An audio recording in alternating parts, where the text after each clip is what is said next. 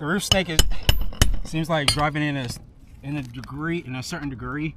I'm gonna have to take a picture of it. It's not actually straight up vertical. It's slanted to a bit.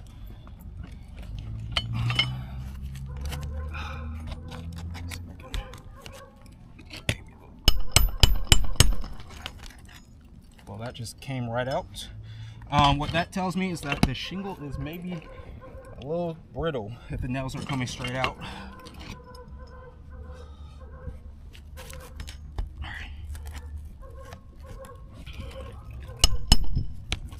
You gotta be kidding me. Alright, we're gonna switch to the other roof snake. This one giving us issues today.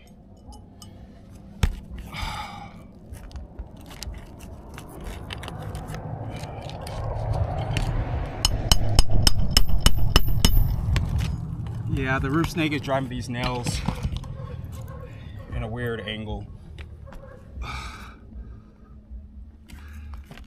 They're not even going in straight.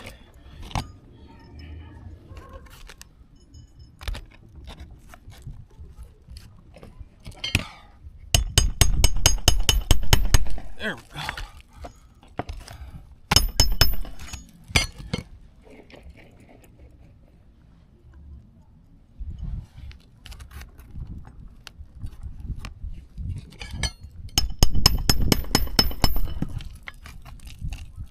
Yeah, the roof snake are driving these nails in a weird angle.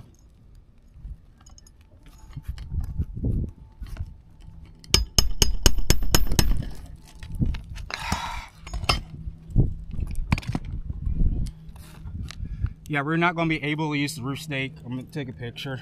Just all the nails are getting driven in a weird angle.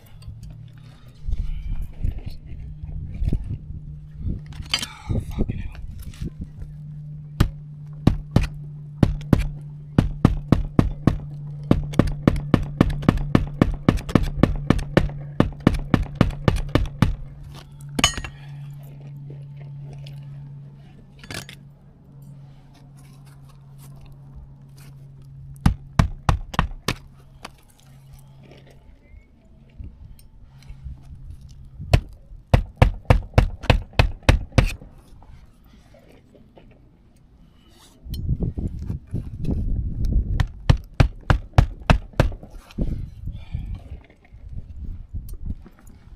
Just want to note, if it does appear we're lifting up the shingles a certain little bit higher than expected, it's just the reason why. Once again, the roof snakes are driving the nails instead of being straight into it. It's actually pushing it at a certain degree. We got pictures of that as well. You maybe can see that on the video, but just want to recall that.